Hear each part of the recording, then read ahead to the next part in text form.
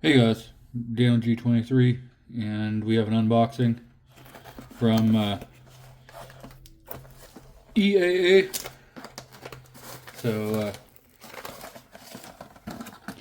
we shall get into this.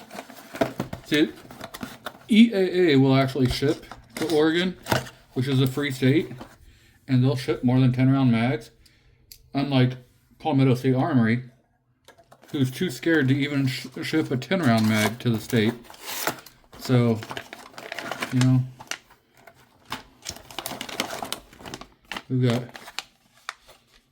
right there MC14T magazine, 13 round. So, I mean, it's not like it's illegal to ship a 13 round mag or even a 30 round mag. Guess what?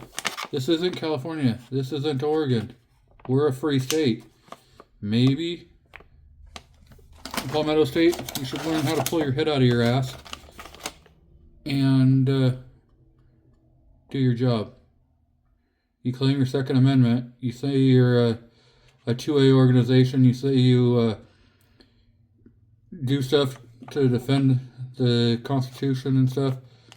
Put your money where your mouth is and actually ship to free states.